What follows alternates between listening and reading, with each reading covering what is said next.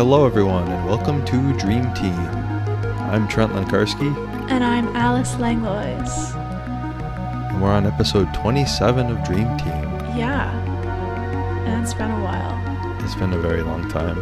I think like a month. Maybe a little bit over a month actually.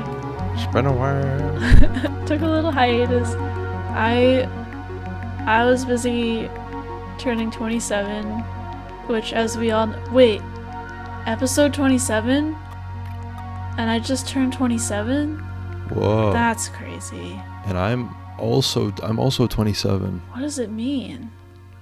I don't know. Well, I was gonna say it took so long because everybody knows when you turn 27 you have to, like go into your cocoon and like sit in it for a while your body turns into mush and like reforms, and that takes a while, and you got to come out and like reinflate your wings or whatever. It's a whole process, but yeah, I'm back. Yeah. I'm good. We all do that. Yeah, right? My antennae are feeling fresh, and all I'm trying to say is I'm back. I'm all good. In the meantime, I have been having lots of cool dreams. I've had a few as well. And we've been getting some great submissions. I feel like the hiatus was probably good for both of us to store up some dreams, to gather some submissions and dream facts, and be ready to jump back into it with fresh minds and well-rested brains and bodies. And full hearts and bellies and all that great and lovely stuff. And sore muscles. Yeah. And aching bones. Our aging 27-year-old bodies. And wispy hair. All right. And crackly joints. All right. Okay, I'll stop. But yeah, you said you have some cool dreams? Yes, but I am not going to share any of them with you today. Oh. I am going to do something a little bit different. Oh? This has never happened to me before, but... What are you doing? A couple of weeks ago, right around my birthday, over the course of like 24 to 48 hours, 3 different people came to me independently of each other from all different places in the world and told me that they had had a dream about me. Whoa. Very strange, right? Wait, on your birthday? No, it was maybe like the week of my birthday. So it was just around that time. Oh, whoa. So I don't know if I was like putting out some energy into the world or something. I don't really know what was going on. But I thought it would be really interesting, because this has never happened to me before in quite this capacity, to share, instead of my own dream, these 3 different dreams about me. Yeah. That's awesome. You definitely should. Just because they weren't technically submissions, and they all centered specifically around me, so I'm just going to share that for my segment today, because I thought it was really bizarre and kind of heartwarming, I guess. And they were all varying levels of complexity and like strangeness, so I will share them in the order in which I received them. The first one was from my sister, and I think this dream was sort of the most, like, I played the most insignificant part in it out of all of them. She just told me that there was a part of her dream where she was walking around some kind of, like, outdoor market with a bunch of people, and I happened to be there, and she took a note of it because she said that she doesn't often dream about me or, like, other very close family members, so it was just something that kind of stuck out to her that I was there. And she also noticed that, despite in the dream it being a very hot day, I was wearing my winter coat. Don't know what that means. So you were chilly. Yeah, I was a little bit chilly. Which is in direct contrast to the dream that I was in that my partner told me about. And he said in the dream he and I were in some like room or house, and I was lighting things on fire. Not he did specify not in like a particularly like malicious or aggressive way. It was just like a thing that I was doing. He described that this needs to be on fire now. Yeah. He described that I took like a stick and lit it on fire, and then I took that stick and placed it into like this plank of wood that had a hole in one end, so I like stuck it in the hole of the plank and was just like I just had this like crafted wooden object that was now on fire, and it was just like holding it, I guess. Yeah, so that was a weird one. And by far the most like vivid and heartwarming one was it was so funny too. I was at my desk at work, and the coordinator of my department came over to me and was like, I have to go to a meeting right now, but remind me when I come back, I have to tell you something. And I was like, what? And she's like, I had a dream about you. And I was like, no way. Oh. My sister and my partner just told me they had dreams about me too. That's so weird. And so later that day I asked her about it, and she sat down and like just told me this whole tale of like this amazing dream that she had. It was so like vivid and well described too. She said that in the dream that she went to the doctor, and the doctor told her that to make her feel better she needed to find these like 5 particular plants in the forest. Oh. And if she found those particular plants and like made them into a medicine, that it would make her feel better. And the doctor told her that to get these plants, she could either hire a guide, and that would cost $1,000, or she could call me. Oh. For free. So you knew where the plants were. She called me, and I guess in the dream I told her that I would be happy to take her to the forest and help her find all these plants, because I guess I knew how to find them and identify them. And in the dream she was living in California, so she picked me up and we drove from California to Oregon, where the forest was. And yeah, I walked around the forest with her and like taught her how to identify plants. And she told me that I also, like, we went to like some forest clearing and sat down, and I was like also showing her how to like draw the plants and like giving her like artistic feedback on like the drawings that she was making. And so we were just like generally having a good time. And then she was like, but wait, we have to find these like 5 specific plants to make the medicine. And I was like, oh yeah. And like we found all 5 of these like weird like plants or mushrooms or herbs or whatever they were. She told me that weirdly they didn't look like plants. They looked more like miniature like musical instruments or something. Like just kind of really strange. Oh. And we found all 5 of them. And then she said, well, we brought them back to my apartment, which this made me so jealous because I wish my apartment looked like this. But she said my apartment was basically this like little like witch hut in the woods with like dried herbs hanging from the ceiling and like a bubbling cauldron and like all that kind of stuff, which like, man, I wish. And she said like we brought all the plants in and I like chopped them up on a cutting board, and like even though they look like instruments, they like chopped up like the texture of like a plant or a mushroom, you know? And we like put them in the cauldron and boiled them all together and made her like medicine that she needed. And she woke up feeling very happy and connected to me in a way that she hadn't before, and it made both of us very happy to hear about. So yeah, I've never had I don't think I've ever heard of anybody having that intense of a dream about me, or that many people all having their own dreams about me at once. So it was a very bizarre occurrence, but it was also very fun and like weirdly, I don't know, comforting, I guess. But yeah, I thought I would share that instead because I thought that was such a strange thing to happen to me, and I don't know. I don't know if it had to do with my birthday being around the corner or just a really weird coincidence, or I don't know, but it was really cool. Yeah, that's wild. Yeah. Has anybody ever had a dream about you? Like, I know I've had a few on this podcast, but like, has anybody come to you before and like been like, Trent, I had a dream about you?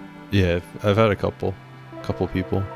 Usually my roommate every once in a while will be like, I had a dream you were like doing something, like cleaning the kitchen or something, like fixing something with the sink or something. I'm like, oh, cool. I don't know. I always feel like, for the most part, unless it's like somebody who I really don't know that well, I like telling people when I dream about them. Unless unless it's a person I don't know that well, or like, unless the dream was like maybe something bad or embarrassing or not worth it. But I think it is like, I have a weird compulsion, like when I do dream about someone, to like tell them, even if they were doing a mundane task. I just think it's like, I know we've talked about it on the podcast before, and how like there are a lot of people in the world fascinated with like, why am I dreaming about this person? Why am I dreaming about, that person that I haven't talked to in 5 years or whatever? And like, the reality is like, maybe there's not really any meaning behind it other than that, like, there is just a version of most of the people that you've ever met in your brain somewhere, and sometimes that comes out in a dream, but it feels significant, and it feels exciting, and like, it's fun to go up to somebody and be like, you were in my dream, because it's like not something that you or they can really control, so like it has that kind of like somewhat sense of like profoundness to it. Yeah, my brain was thinking about you. Yeah, like without me even trying, like you just showed up, and there's something about that feels like kind of cool, I guess. Definitely. If anybody listening to this, like, if you don't have a dream to send in, but like somebody's had a dream about you that they've told you, like, send that in. I don't know. I think that'd be really cool to hear about. Yeah. But yeah, do you have any dreams you've dreamed recently that you care to share? Yeah, I have one from not too long ago I could read. Nice. Like all my dreams, it's a little short. But yeah, but I have a pretty good one. So long story short, I had a dream that everyone in the world's hands stopped working. Oh no. Yeah, it was sort of like, I almost feel like it could be like a movie or something. It was like, all of a sudden, like I was at my parents' house, and all of a sudden everyone just lost feeling in their hands. Whoa. So our hands are just sort of like floppy, like if all the muscles like past your like mid forearm just like turned off, like you just couldn't move your hands at all. Wow. Like that's kind of what it felt like. That's scary. And I remember like the sensation in the dream, like that's exactly what it felt like. And then yeah, it was just a lot of us being like, what's going on? And then I guess I don't remember it in the dream, but I must have saw on the news or something that it was like a worldwide phenomenon. And I know at some point there was just like a bunch of like car horns and like sirens in the background. Because people were probably crashing their cars. Yeah, because they couldn't use their hands. Wow. And I remember there was a short scene of me like answering the phone with my nose. Like, I don't know if it was the day of it happening or a couple days later. But it was like people just like learned to adapt to not using their hands. And then also I just wrote, there was a really pretty sunset. It was wintertime and the snow was reflecting off the snow. Aww. What a nice note. Yeah. Learn to adapt and still be able to appreciate the world around you. Yeah. But yeah, that's pretty much all I had. It feels like, I'm trying to think of like who. I feel like maybe M. Night Shyamalan would make that movie. Yeah. Yeah, it feels very much like a parent movie or a sister movie to like the like Bird Box or what's the other one? Quiet Place. Where it's like you can't talk or you can't use your eyes outside, and it's like, oh, you can't use your hands, like. Huh. Yeah. That was really interesting. Yeah. Pretty short one. Yeah. It's I don't know know why that's like so fascinating to me. It's making me think about like, I don't know. I often think about. I mean, I guess I'm thinking about it now more than ever because July is Disability Pride Month. Oh. But I think a lot about how like there are certain things that are seen as disabilities, and there are other things that are disabilities but aren't seen as much as disabilities because they're so common or so commonly accommodated. For example, wearing glasses is such a normal thing. Yeah. But technically it's like, an accommodation for not being able to see very well. It's just that it's so easy to accommodate now and so normalized that like you wouldn't like look at a person with glasses and like think of them as a disabled person. Yeah. So I'm thinking like if every single person in the world all of a sudden lost the ability to control their hands, like it's almost like, if two things have to exist for both of them to make sense, like would one of them exist if the other didn't, kind of thing. Is like if no one could use their hands ever, it's like how much would that matter really if everybody was in the same boat? Yeah. I guess the one thing is that they used to be able to, but I don't know. I feel like that's kind of, I had like a sense of that in the dream too. Like that when I was like answering the phone, like with my nose, like it's just like, you just like learn to adapt, I guess. Yeah, everybody's just sort of figuring it out together. Yeah. There's like that initial confusion where it's like, what's going on? But then after that, people just adapted. Yeah. No, that's so interesting.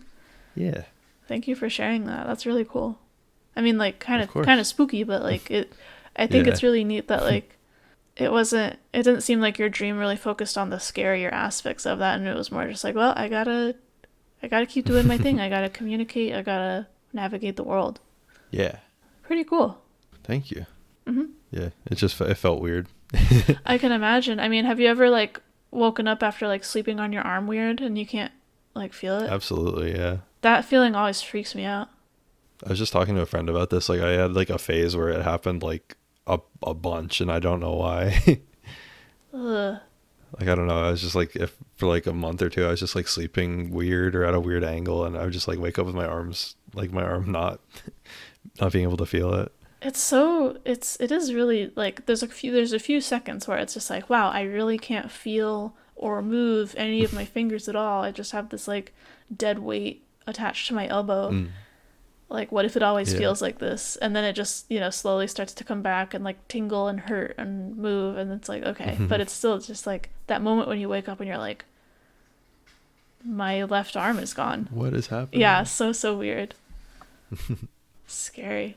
The Bluetooth device has been disconnected. Gotta repair my arm.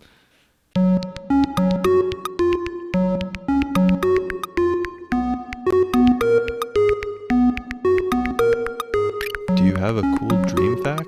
I have a really cool dream fact for you, I think. Whoa. What is it? It is... Have you ever heard of dream telepathy? No. If you had to take a guess, what do you think it is? Is it when two people have like the same dream at the same time? It could be. The broader definition is just... Oh, or is it... Wait. No, go ahead. Oh, is it like that SpongeBob episode that we talked about, I think last episode? Where SpongeBob like travels to people's dreams and they're like, what are you doing here? Yeah, I mean that I think could totally exist under the umbrella term of dream telepathy. Yes. That's funny you bring that up. I was looking into the word, and I might have brought this up last time, but it was just such a funny, like, it was a really cool word, so I was like looking into it again. But there is a word for a person who travels within dreams or like goes into other people's dreams, and that's called an oneronaut, kind of like an astronaut, but like with the Greek oneros in the first part of the word for dream. So interesting. You could be an oneronaut, and the sort of like general idea of dream traveling and communication can also be called aeronautics, which is another amazing word. Wow. Super cool. Can I give you another word? Yeah, I love words. In the game The Witcher 3, there's a mission you have to do where you meet an Oniromancer. Oh, somebody who does dream divination. Yeah. Super cool. Yeah. So, along all of those lines, dream telepathy is just any ability to communicate with another person while dreaming, whether or not that is both people being asleep and dreaming, one person being asleep and dreaming, and TLDR, this is generally rejected by science, which is not surprising. However, there have been many different people over many decades who have been very interested in this idea, so I had a lot of fun kind of going down this rabbit hole of like different psychoanalysts and stuff who were just like super interested in the idea of dream telepathy, despite nobody really ever like proving that it's real. Yeah. I could see some people being obsessed with it a couple hundred years ago. Yeah, I mean, I must be able to do this. I could understand being obsessed with it now. It's cool. It's a cool idea. Yeah. True. And I mean, you brought up that SpongeBob episode. Like, I feel like it's not. And I mean, there's like Inception, Paprika, oh yeah, a million other science fiction movies, horror movies, all sorts of movies that involve going into other people's dreams, telling somebody something in their dreams, like somebody visiting you in your dream and like giving you a prophecy. It's just like the idea of like being able to reach somebody while they're dreaming to like give them a message or like communicate in some sort of secret or like, you know, clandestine way to not get caught doing something or whatever in a dream. Like it's just like it's a very attractive idea. It's cool. And I could see why, like, it doesn't, like, if you kind of like have a little bit of suspension of disbelief in science, you know, we know that our brains can let us do all sorts of things in our dreams. I mean, I've dreamed up whole conversations and gone on all sorts of wild and wacky journeys and, you know, seen very vivid images and heard very clear sounds. So like it feels like we have all the gear, all the setup to like be able to like see and understand another person in our dreams, but it's just not that's not what's going on. Like that's just not how it works. However, like I said, a lot of people have been really interested in this idea. One of the first people to write about it, unsurprisingly, was Freud. He wrote about it in the 1920s. He was super interested in the idea. I don't know. I think he just like he really wanted it to be true, but he, despite all the sort of like stranger ideas that he's had and is more well known for, he actually was like pretty skeptical of dream telepathy. I think he just was like, it would be cool if this was real kind of thing. He never actually had a telepathic dream, and whenever he like did studies on patients and asked them about dream telepathy, he never heard of anybody else ever having dream telepathy. So I think he was just really interested in the idea, but like kind of never found any evidence of it being real. Yeah. And then feels like it'd be hard to prove. Yeah, that's the problem. So Freud didn't really try to prove it, which, you know, like good on him. Like after kind of being like, yeah, I don't think this could ever really be a thing, he didn't really like get too crazy obsessed with it, it seems like. However, there have been a lot of people who have done experiments to try and prove it. There were some psychoanalysts in the 1940s who claimed to have dream telepathy, and I actually pulled up these people's names because all of their names are so good. We've got Jewel Eisenbud, Geraldine Peterson Cragg, okay, and Nandor Fodor. So, like, cool. So these three fools all said that they had dream telepathy, pretty much, or described cases of it, and then this was very quickly disproven and highly criticized. So sorry guys, that didn't really work out. Damn. They all sound like they'd give me a cool quest in a video game. Yeah, very, very fantastical names. There were also these guys, Stanley Krippner and Montague Ullman. All these people have just badass names. And they did experiments at a medical center in New York, I think in like the 60s. It was kind of hard. They you can find like they like wrote a book about it, and you can find the book, but I had a hard time finding like an actual like unbiased paper, like not by them but about their experiments, to kind of get more details on what exactly they were doing. But I guess like throughout the 20th century there were several experiments done by various people based around dream telepathy, but almost always they failed to like fully protect like the two people involved from like being able to communicate with each other before the whole dreaming part happened. So like the idea is that in all of these experiments there are two people involved, plus like, you know, somebody who's like moderating the experiment. There is a person who has information, and then another person who does not have this information and is supposed to be able to retrieve the information by dreaming about it. Right.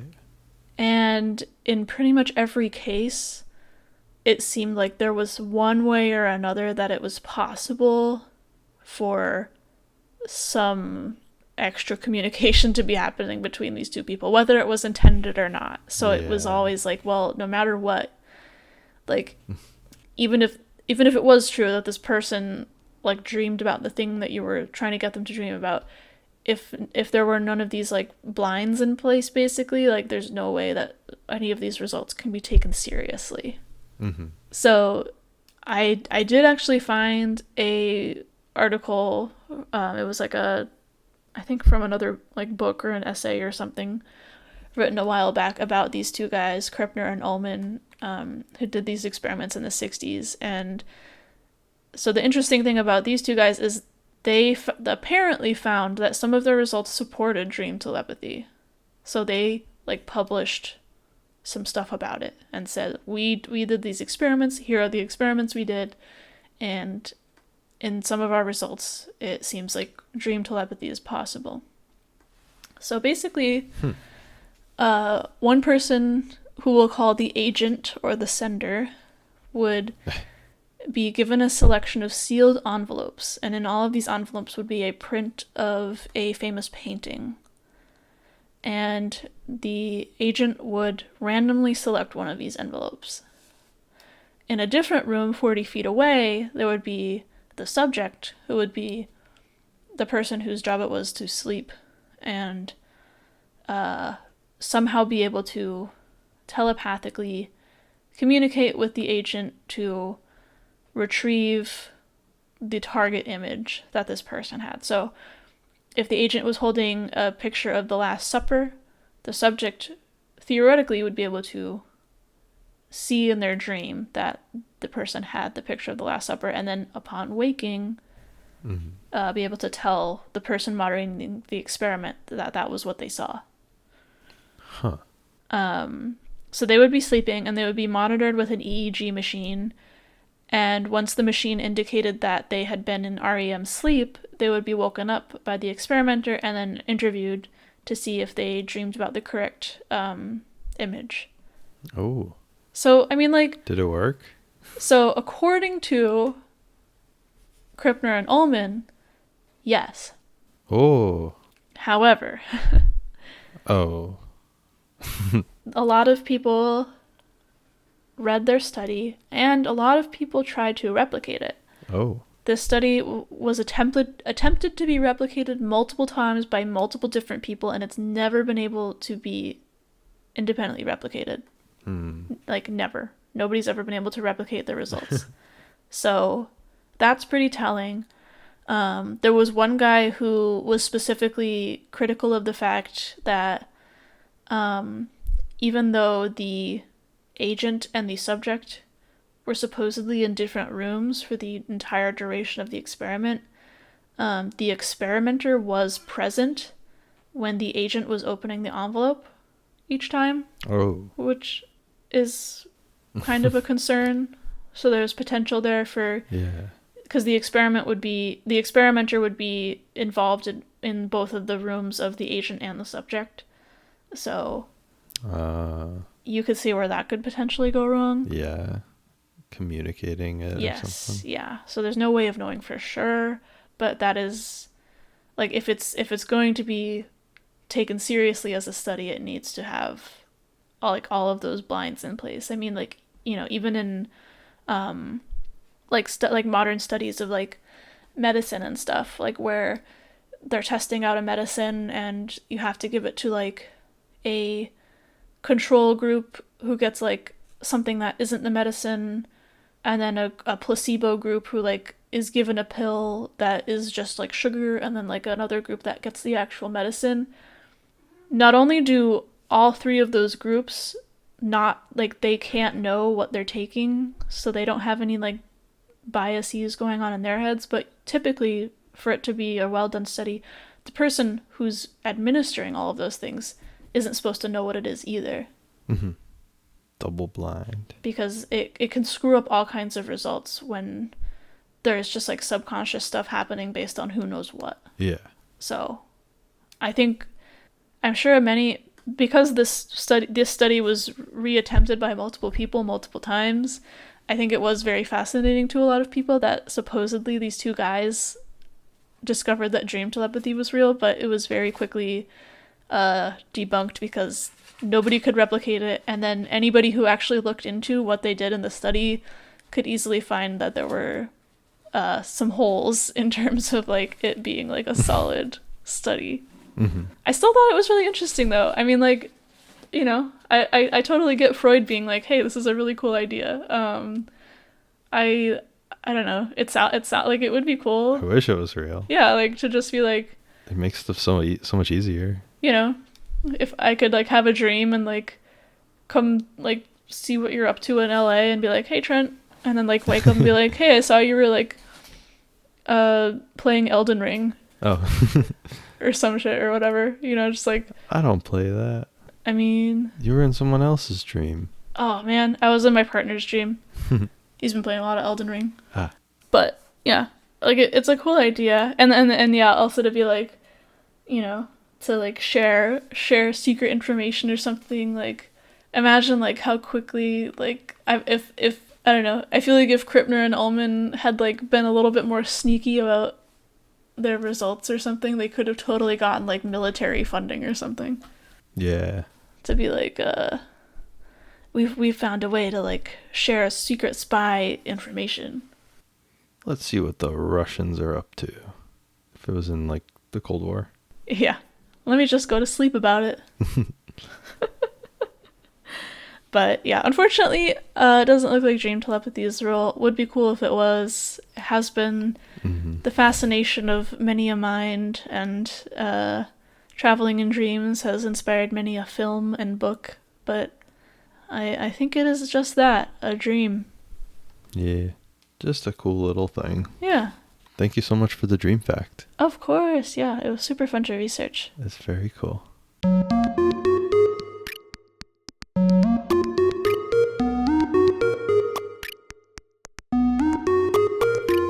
Some submissions. Yeah, I've got a... So sorry, I got really sleepy. Oh, I mean, that's just getting into character for the show. Don't worry about it. I'll keep it pretty short. I'll read this really long one, but we've only got 2 submissions this time, so I think we can make it through. Oh, okay. This one is from Willow, and it's quite a doozy. Okay. But in a fun way. I will say... At the very end, it gets a little bit gross, I guess. Oh. But it's funny because Willow also acknowledges that. We'll get there. It's not that bad, but it gets a little bit a little visceral at the end there. No violence or anything, but a little yucky. So, just FYI. Okie doke.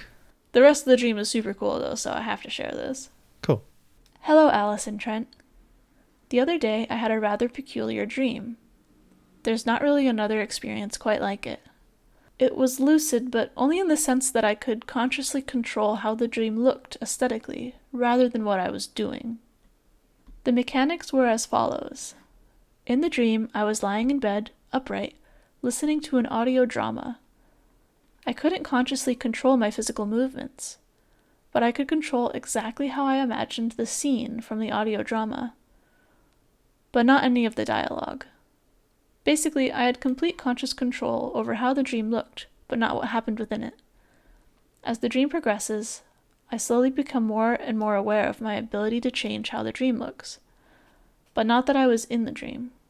I remember there being dialogue and sound effects to describe what was happening in the dream, but not exactly what the actual dialogue was, just that that was how I knew what was going on. The audio drama started off in 18th century England, where a young woman was to leave soon for a carriage beside a shed in the woods that was at the end of a long path from a large mansion they were living in. I magically knew that beside the shed was also a strange creature, like a dragon from Chinese New Year celebrations, that had been given the body plan of a pug, but at the size of a car. That's pretty cool. The first scene is a young woman being executed by being buried alive. Ugh. She understandably protests this and turns to her mother and sisters for support, but they then agree with the man, I'm assuming the executioner, telling her that she should be executed. They suggest burying her down by the shed, claiming that there's a graveyard down there.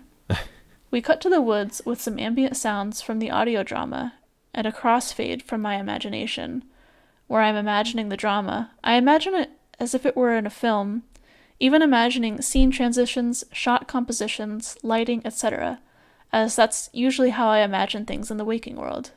I'm right there with you. When I read a book, it's like watching a movie. I don't know about you. Me too. Anyway, as the group are walking down the woods, the executioner sees the carriage and realizes that they were lying. He decides to summon a giant sky wyvern, as you do when the person you were trying to execute resists execution. The wyvern descends from the heavens, its long, pearly white body continuously twisting into a helix, dragging the clouds along with it, creating a swirling vortex of angry clouds as the ground fades away and our main characters are left face to face with the beast, standing atop the clouds, which have formed a twisting, winding tunnel that moves along with the wyvern. The woman and the executioner disappear into the distance, and we're left with her sisters and mother to fend off the wyvern. I imagine the wyvern to be like the ones from Terraria. You play Terraria, Trent, right? Yeah, I have. Are there wyverns? I don't know if I got that far. Oh, Willow describes them as wingless with 4 legs, turquoise fur atop its back, and long, thick whiskers. Huh. Hold on. I'm just gonna Google that real quick. I gotta see this. Yeah, I've played Terraria, but I haven't played like a ton of it, so I don't know if I've seen that enemy. Oh yeah, okay. Yeah. I mean, I'll look it up too. You know what they look like? What? The Haku from Spirited Away. Let me see. Oh yeah. Like long white kind of Chinese, Japanese, like Eastern Asian looking dragon, cyan kind of mane along the back, no wings. Yeah, kind of like Haku. Yeah. Cool. I totally different image in my head. That's awesome. I'm definitely putting a picture of that in our Instagram at Dream Team with Alice and Trent. Anyway. Woo. Suddenly, Marceline the Vampire Queen from Adventure Time shows up. Hey. She's animated like she is in the show, whereas the wyvern looks photorealistic. The 8th incarnation of the Doctor also shows up, I'm guessing from Doctor Who, and just starts describing everything that's happening rather than doing anything to help. Awesome. Marceline flies up to confront the wyvern. She is dwarfed next to it, being smaller than its teeth. As it snarls at her, its scales are struck by lightning from the clouds for dramatic effect. This is the point where I realized quite how much of the image I could consciously control. Before, I was mostly just controlling cuts and camera angles, but at this point, I started playing around with what outfit from the show Marceline was wearing. She got whipped by the wyvern's tail, flipping her back into the wall of the cloud tunnel, throwing up realistic cloud particles everywhere. Then I changed my mind as to what the particles looked like, and decided to make them animated instead. Then for fun, I made them pixelated, like a retro video game. Marceline made a frustrated noise as she pulled herself up from the solid clouds, and delivered the only piece of dialogue I can remember. "That's it! I'm going beast mode!" Marceline started to glow pink, her heart being the only thing not glowing, and her eyes glowing bright white. Out from her body extends a giant black cloud monster, which dwarfs the wyvern, just barely fitting into the tunnel.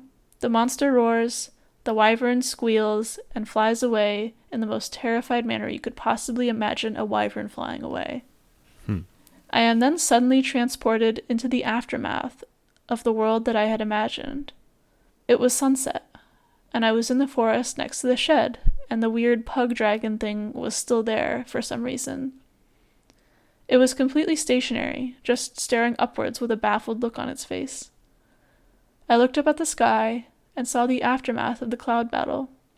A twister of clouds slowly pulling itself apart into a beautiful array of pink, orange, and white clouds, all curved towards the central point in the sky. The carriage was gone. I somehow knew that the woman had escaped to safety.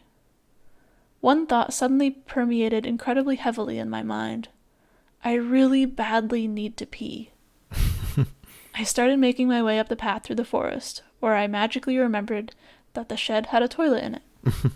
I entered the shed, and the toilet was there, but the room was flooded. Not with water, but, here's the gross part, hair. Yeah. Damp hair. Ugh.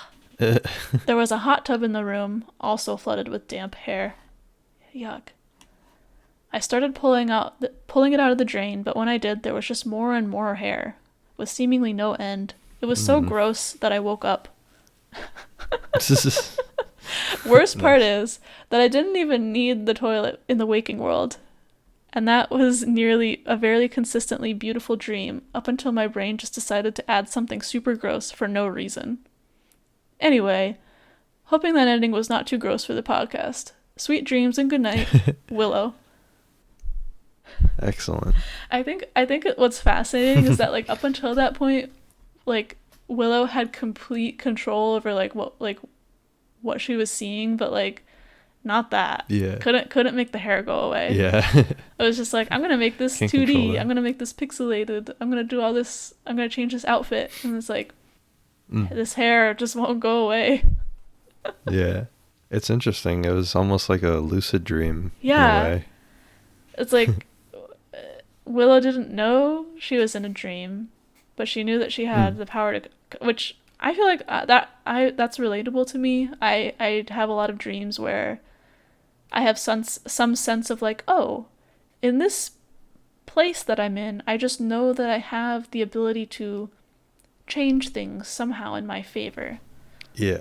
That usually manifests itself in shape-shifting, as we all know, but sometimes it is sort of like, oh, I can just not be here right now, or oh, I can just like fly away from this if I need to, or like whatever's going on, I have some amount of control to like change the situation. But I'm not usually thinking like, oh, it's because I'm in a dream. It's just sort of like, oh, I've been here before. I can do this, you know?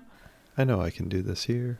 But I do think it was interesting that in this specific case, it wasn't that like she couldn't change what was happening. Like she couldn't make like, you know, any particular person win this battle that was happening or influence people's actions, but she could just change like whether or not something was realistic or 2D, or like how things looked in a particular way, or if something was like lit or if it was unlit, or like cutting from scene to scene like that. I think that's really fun. Controlling the cosmetic parts of it. It's like she was the film director. Yeah. It's like controlling like the costume department, the lighting department, the cinematography. Like I think that's really cool. And then Willow's brain was like, you're having too much fun. you have too much control. Here's some gross hair. Wake up.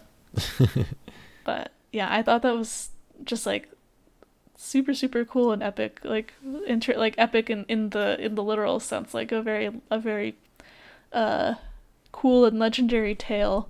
That was a fun one. Yeah, thanks, Willow. Thank you, Willow. And I have this one from Sully I was hoping you could read. Yeah, totally. I have in the subject line of the original email they sent, it's called Sky Calamity Dream, parentheses, kind of scary alert. Cool. So just FYI, this one's kind of scary, but scary. I feel like more in an existential way, not necessarily in terms of like grossness or gore or violence or anything. So gotcha. But always appreciate the heads up. Yeah, for sure. So Sully writes, in this dream, I was a child again. I was in a weird scaffolding-like structure in rural Virginia, right next to the house I grew up in. My dad and my older brother were there with me. We started seeing streaking lights in the sky, sort of sparkling and raining down. My mom then looked up what was happening on her smartphone, told us it was satellites that had been knocked out of orbit, and they were going to hit Earth, and we'd probably be affected by it. The sky began to light up, and there was suddenly a huge explosion on the horizon, and a shockwave started coming toward us. I tried to run down the hill behind our house that I used to sled on as a child.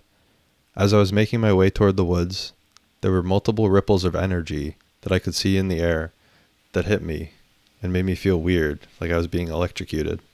In my mind, I called it an electromagnetic pulse, but I'm honestly not even sure if that makes sense. Shortly after, there was a massive wall of fire that came through and washed over everything. I was obviously supposed to be dying in the dream, but I wasn't. So I think I realized I was dreaming and woke myself up. Post notes. For years I've had on and off dreams about sky calamities and the like. I'm not really sure about what spurred it, but maybe a great fear of climate change. Almost definitely watching too many space videos before bed, or just a general fear of war/destruction. Recently I also had a dream of 4 suns spiraling next to our main one. I don't know. Sully S. Oh, and then there's post notes. Thank you for what you do. It's been helping me get through long and boring shifts as a night baker. Cool. Thank you, Sully. So fascinating. I mean, that it is definitely kind of scary alert, but I think it's really interesting when people have a thing that they dream about a lot, like how I dream about shape-shifting a lot, or other people might dream about the same place over and over again or whatever. I do think that definitely, like, you know, if you dream about something repeatedly, it probably does have to do with something that you think about a lot or a concern that you have. And yeah, you know how I have those dreams about mushrooms growing everywhere? Yeah. You know, I think that's a similar thing for me, where like I do have anxieties about climate change and like you know, things getting out of control in my life. And you know, I thought that Sully's dream was really interesting, and kind of how they have this sort of like cosmic theme, like dreaming about having 4 suns next to our regular sun in the sky. And I think it ties in really nicely. Yeah. The dream itself was also really cool, but I especially love when people include like kind of what's going on in like their greater like dream cinematic universe, their dream lore, if you will. Yeah. Or their life, if there's something in their life that makes the dreams like that happen. Yeah, I mean, it's, you know, it's just really fascinating. And you know, even though we talk often about how like you can't interpret dreams too much, you can't read into them too much and like base a lot of like too much factual information on them. It's when you do have that context, it does, you know, it can help kind of give you a bigger picture of like what's going on in your life and what's going on in your brain as a result of that. And another thing too, first of all, happy to help you get through night baking. Yeah, that's cool. We're always glad to be a source of company and comfort to others. But something else that Sully did was they included in their email a really beautiful song that they wrote called Calamity about their experience with fear. Ooh. And I just before we were about to start recording this episode, I emailed them and got a response back, and they gave us permission to use part of their song in the podcast. So we're going to I think put a little bit of it at the end of the podcast instead of our usual outro, and also provide a link to Sully's Bandcamp so you can listen to the whole thing. So yeah, thank you for that, Sully. Yeah, thank you. And great song. It was a really cool dream, yeah, and a great song too. And yeah, thank you to everybody who has submitted to us recently. Yes. Thank you for listening. Even if you don't submit, we really appreciate you taking the time to listen to us ramble on about our dreams. And I hope that you have a cool dream soon that you can send to us. Here comes Ponchki telling me that it's bedtime. Perfect timing. Hey, sweetheart. I know, it's that time. Yeah, I would love to know if you've ever had somebody else dream about you. I would love to know if you have recurring themes in your dreams of any kind. And really any dream you have that you remember, we would love to hear about it. Ideas for dream facts, dream songs. It could be anything. Send us your dreams. And you can send those to dreamteampodcastsubmissions@gmail.com. Heck yeah. That's dreamteampodcastsubmissions@gmail.com. And you can check out our Instagram and DM us on there too if you would rather do that, at Dreamteam with Alice and Trent. Yes. I usually make a post with some images, especially if people send us in drawings or diagrams or any of that kind of thing. I'm going to put in a picture of those Terraria dragons because those are super cool. Yeah. And very helpful for visualizing Willow's incredible dream. Yes. So yeah, definitely check out our Instagram. And yeah, leave us a comment if you're watching on YouTube. Leave us a review if you're listening on Spotify or Apple Podcasts. We love hearing what you think. We love hearing from you in general. Yeah. Thank you all for listening. Sorry for the little hiatus this past month. Yeah. I swear, as soon as it switches to summer, everybody gets, super, super busy. Yeah. But we're doing our best, and we're just doing this for fun. So yeah, we'll get to you whatever we can. Yes. And just know that if you haven't heard from us for a while, keep sending us your submissions anyway, because we need them, and we'll get to them. I promise. Heck yeah. Well, I'm pretty dang sleepy. Thanks everybody for listening. I hope you sleep well. Thank you all. Have a good dream. Yes. Sleep good, everyone. And we'll talk to you next time. Good night. Good night.